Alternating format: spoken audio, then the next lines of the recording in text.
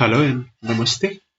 आज यस भिडियोमा हामीले ल्याटेक्स फाइललाई कसरी अर्गनाइज तरिकाले लेख्न र म्यानेज गर्न सक्छौं त भनेर यस भिडियो अन्तर्गत हामीले गर्न तथा हेर्न जाँदैछौँ।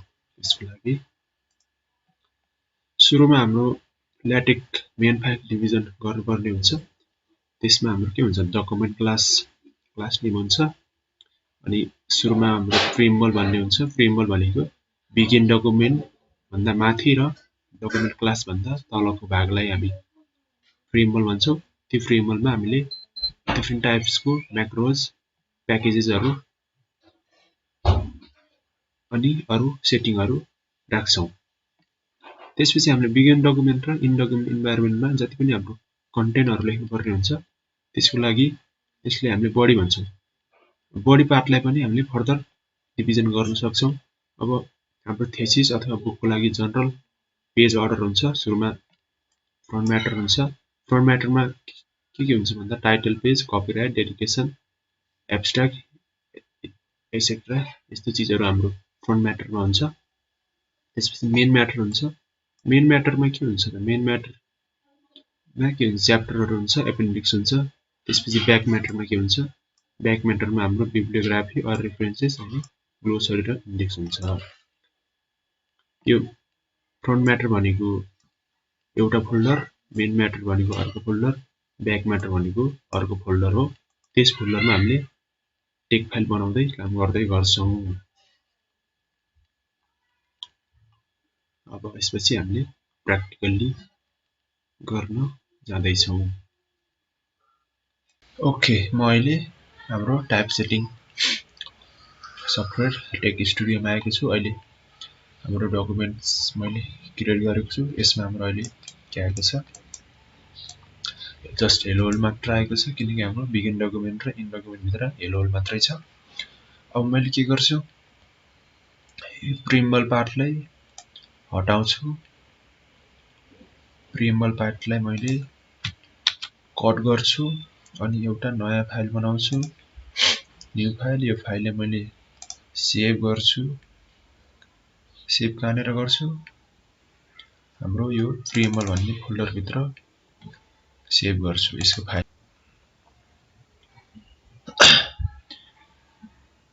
यो भन्ने फोल्डरको प्रिम्बल भित्र मैले एउटा नयाँ फाइल बनाउँछु। यसको नाम दिन्छु mystyle.style.sty। sty भनेको एक्सटेन्सन। मैले यसलाई सेभ गर्छु। अब मैले जति पनि मेरो युज प्याकेज र सेटिङहरु यही फाइलमा राख्छु। यसरी मैले यसमा राखेको छु। अब यसलाई मैले सेभ गर्छु। मेन फाइललाई पनि सेभ गर्छु। अब त्यो अर्को फोल्डरमा भएको फाइलले कसरी हाम्रो मेन फाइलमा इन्क्लुड गर्ने त्यसको लागि युज प्याकेजको लागि हाम्रो युएससी प्याकेज युज प्याकेज हाम्रो फोल्डरको नाम दिनु पर्यो। फोल्डरको नाम के थियो प्रिम्बल भन्ने फोल्डरको mystyle भन्ने फाइल हो। यसरी हामीले अर्को फोल्डरमा भएको फाइललाई इन्क्लुड गर्न सक्छौं। अब त्यस्तै ग्राफिक्सहरु पनि त अर्को फोल्डरमा छ। त्यसको लागि के गर्ने त्यसको लागि पनि हामीले पाथ दिन सक्छौं। ग्राफिक्सलाई हाम्रो मेन फाइलमा इन्क्लुड गर्नु पर्यो भने के गर्ने \graphics path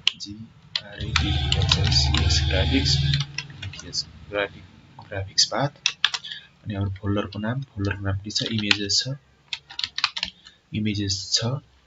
यसलाई डबल कर्ली ब्र्याकेट भित्र राख्नु पर्ने हुन्छ। इमेजेस // यस्तो गर्यो भने हाम्रो अर्को फोल्डरमा भएको जति पनि इमेजेस अथवा ग्राफिक्सहरु छ त्यसलाई के गर्नु भयो हाम्रो मेन फाइलमा इन्क्लुड गर्नु भयो। अब हामीले फ्रन्ट म्याटरको काम गर्न जाँदै छौं।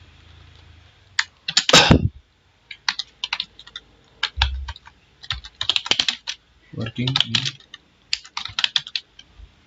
Front matter.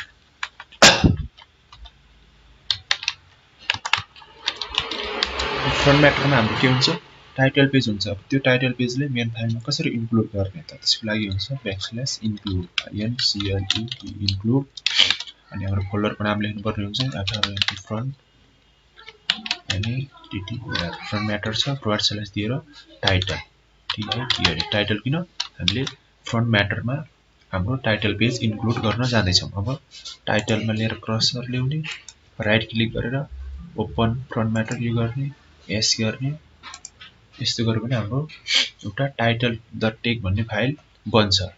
त्यो फाइल कहाँ बन्छ?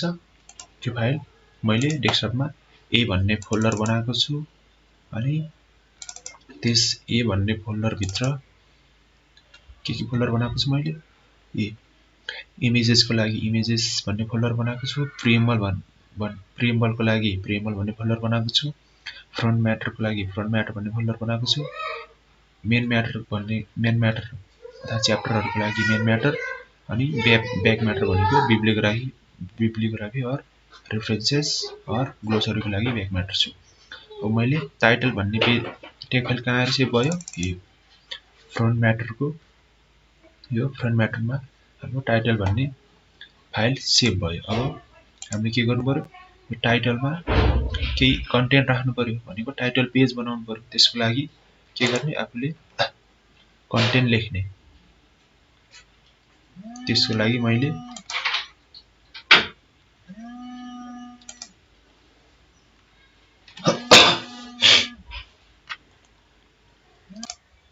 यसरी मैले title.tex भन्ने फाइलमा हाम्रो टाइटल पेजको लागि केही कुरा लेखेको छु। अब यसलाई सेभ गरौँ त्यसपछि हामीले मेन फाइललाई पनि सेभ गरौँ त्यसपछि यसलाई रन गरौँ के आउँदो रहेछ। यसरी हाम्रो टाइटल पेज बनेर आएको छ। मैले के गरे हाम्रो अब यसरी हाम्रो टाइटल पेज बनेर आएको छ आउटपुटमा।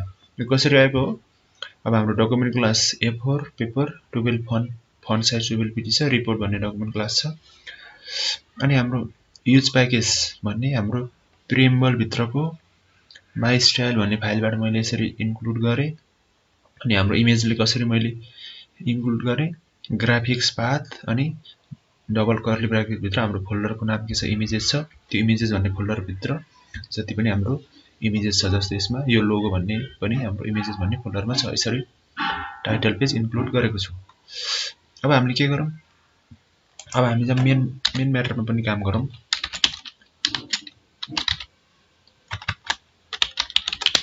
Working in main matter. अब हाम्रो मेन म्याटरमा के हुन्छ जति पनि च्याप्टर र अनि एपेन्डिक्स हुन्छ त्यसको लागि पनि सिमिलरली के गर्ने इन्क्लुड भन्ने कमान्ड दिने त्यसपछि अब फोल्डरको नाम के छ हाम्रो मेन म्याटर छ मेन म्याटर भन्ने फोल्डर छ अनि फोल्डरमा के अब हामीले के इन्क्लुड गर्ने च्याप्टर 1 ch1 भनेर मैले नाम भने। अब यसको लागि त हामीलाई टेग फाइल चाहियो टेग फाइलको लागि के गर्ने यसमा क्रस लिने राइट क्लिक गर्ने माउसबाट ओपन गर्ने त्यसपछि एस गर्ने एस गरेपछि सिमिलरली एउटा टेग फाइल बन्छ। अब टेग फाइलमा हामीले के राख्नु पर्यो मैले सिम्पल \च्याप्टर राख्छु च्याप्टर यसको मैले दिन्छु इन्ट्रोडक्सन सिम्पली एक्जाम्पलको लागि इन्ट्रोडक्सन दिन्छु अनि मैले यसमा के लिन्छु डमी टेक्स्ट लिन्छु त्यसको लागि लिप्सम भनेर हामी डमी टेक्स्ट लिन सक्छौं। यो हाम्रो लिप्सम प्याकेजमा हुन्छ। अब यसलाई सेभ गरौँ त्यसपछि हामीले यसलाई रन गरेर हेरौँ के आउँछ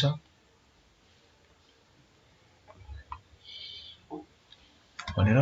यदि सिम्पल हामीले हाम्रो मेन फाइलमा सबै काम गर्नु परेन किनकि मेन फाइलमै सबै काम गर्न थाल्यो भने हाम्रो अलि नराम्रो पनि देखिन्छ ल हामीलाई काम गर्न पनि गाह्रो हुन्छ। कहिले इरर आयो भने इरर फाइन्ड गर्न धेरै गाह्रो हुने भएकोले डिफ्रेन्ट फोल्डरमा आफ्नो फाइल डिफ्रेन्ट सेप तरिकाले म्यानेज गरेर मेन फाइलमा इन्क्लुड गर्न सकिन्छ। त्यसरी नै हामीले ब्याक म्याटरमा काम गरौँ। ब्याक म्याटरमा के हुन्छ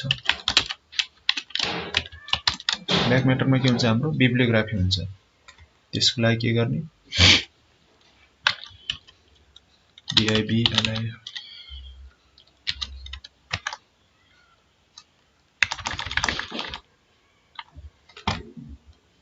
सिमिलरली अब हामी ब्याक म्याटर भन्ने फोल्डर भित्र काम गरौँ त्यसको लागि हाम्रो ब्याक म्याटरमा हुने भनेको त बिब्लियोग्राफी हो त्यसको लागि के गर्ने बिब्लियोग्राफी स्टाइल भयो अनि बिब्लियोग्राफी लेख्ने ब्याक म्याटर भनेको हाम्रो फोल्डर भयो अब माइबी भन्ने हाम्रो एउटा नयाँ फाइल बनाउनु पर्यो त्यसको लागि ओपन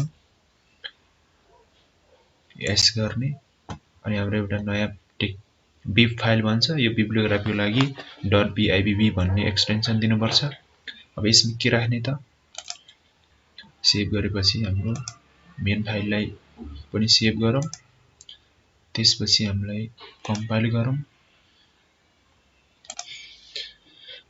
यस्तो तरिकाले हजुरहरूले आफ्नो ल्याटेक्समा काम गर्दाखेरि अर्गनाइज तरिकाले ल्याटेक्स फाइलहरूलाई डिभिजन गर्दै काम गर्दै गर्न सक्नुहुनेछ टाइटलको लागि फ्रन्ट म्याटरमा छ च्याप्टरहरू मेन म्याटरमा छ र बिब्लियोग्राफी हाम्रो ब्याक म्याटरमा छ यसरी नै मैले के गरे यसमा इन्क्लुड दिएर टाइटल भन्ने यो फ्रन्ट म्याटरको लागि हजुरहरूले अरु अब फ्रन्ट म्याटरमा जति पनि कन्टेन्टहरु हुन्छ त्यसले यसरी नै इन्क्लुड गर्न सक्नुहुन्छ अनि मेन म्याटरमा हुने कन्टेन्टहरु जस्तै च्याप्टर 1 भयो च्याप्टर 2 च्याप्टर 3 च्याप्टर 4 जति पनि च्याप्टरहरु हुन्छ त्यसलाई यसरी नै काम गर्न सक्नुहुन्छ त्यसपछि ब्याक म्याटरमा हुने कन्टेन्टहरुलाई यसरी काम गर्न सक्नुहुनेछ फाइनली मैले एउटा इन्क्लुड ओन्ली कमान्डको बारेमा भन्न जाँदैछु अब हामीले इन्क्लुड ओन्ली कमान्ड युज गरेर आफुलाई स्पेसिफिक अथवा पार्टिकुलर कन्टेन्टलाई कम्पाइल गर्न सक्छौं जस्तै मैले इन्क्लुड ओन्ली के गर्ने त उसको नाम मैले जस्ट टाइटललाई मात्र कम्पाइल गर्छु अरुलाई कम्पाइल गर्दिन त्यसको लागि के गर्ने हाम्रो च्याप्टर 1 के छ मेन म्याटरमा छ मेन म्याटरको ch1 यसरी मैले कम्पाइल गर्छु यसरी हेर्न सक्नुहुन्छ यो इन्क्लुड ओन्ली कमान्डले के काम गर्यो यसमा मेन म्याटरमा भएको च्याप्टर 1 लाई मात्र के गरेर कम्पाइल गरेर आउटपुट निकाल्दियो यसरी यो अब हाम्रो अगाडि टाइटल पेज आएको छैन त्यो टाइटल पेज किन आएन हाम्रो यसमा इन्क्लुड ओन्ली कमान्डमा जस्ट च्याप्टर 1 मात्र छ अब हजुरहरूले टाइटल पेज पनि निकाल्नु पर्यो भने के गर्नु पर्यो कमा दिएर हाम्रो टाइटल पेज कहाँ छ फ्रन्ट म्याटर भन्ने फोल्डरमा के छ TITL यो छ यसरी हजुरहरूले एउटा पार्टिकुलर अथवा स्पेसिफिक फोल्डरको कन्टेन्टलाई कम्पाइल गर्नु पर्यो भने के गर्नु पर्यो इन्क्लुड ओन्ली कमान्ड युज गर्नु पर्यो यसरी हामीले आफ्नो ल्याटेक्स कोड अथवा ल्याटेक्स फाइललाई अर्गनाइज तरिकाले लेख्न